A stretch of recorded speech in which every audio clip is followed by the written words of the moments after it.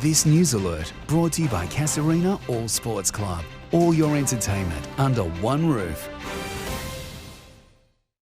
Good evening, I'm Elle Conway with your 9 local news update. A firefighter has been taken to hospital in a stable condition after suffering burns to their face and arms while battling a bushfire in Livingston this afternoon. Up to 8 properties were under threat, with one resident describing how they saw it spread through 3 blocks by 2 p.m. Emergency services are tonight assessing the damage of the blaze.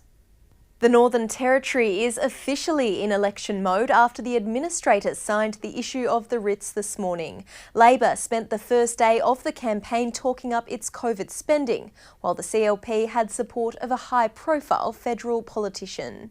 It's a city tropical paradise that was almost empty during lockdown. We had some pretty dark days where, occupancy hit single digits.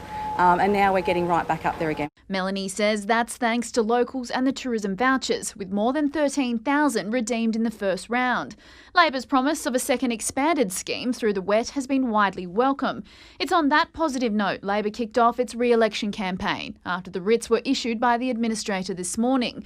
The Treasurer and Tourism Minister stepping into attack mode, again focusing on Labor's management of the pandemic. We've always taken the health advice on this issue, which is in stark contrast to the CLP and Territory Alliance. They have an irresponsible plan which was about opening the borders in June, which would have been absolutely just detrimental to Territorians. But the CLP hit back, blasting Labor's management of the finances. Leah Finocchiaro joined by the former Northern Australia Minister. Matt Canavan claiming yesterday's report was more about spending money than it was about making jobs.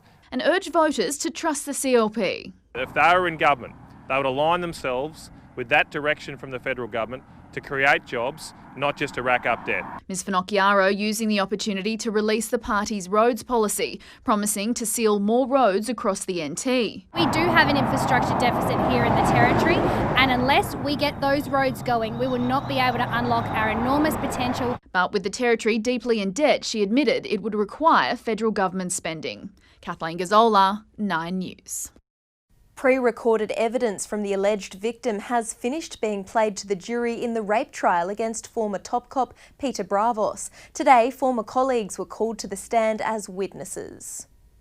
On the 4th day of the rape trial against former Assistant Police Commissioner Peter Bravos, 6 witnesses took the stand, including former colleagues of his and the alleged victim. Mr Bravos is accused of sexually assaulting the woman in 2004 at his home after a ball while his wife and children were away.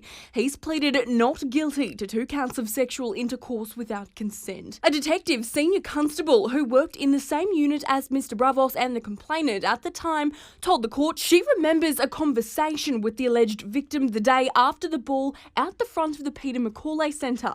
What I got from the conversation, the detective said, is that she'd had sex with Peter at his house at some stage after the ball. She didn't seem upset, maybe slightly embarrassed. I remember the alleged victim telling me that, whether they had had sex, it was in one of the kids' beds. The officer also gave evidence. She asked the complainant how big Mr Bravos was, to which the alleged victim replied, well endowed, telling the court the pair didn't appear to treat each other differently in the workplace after.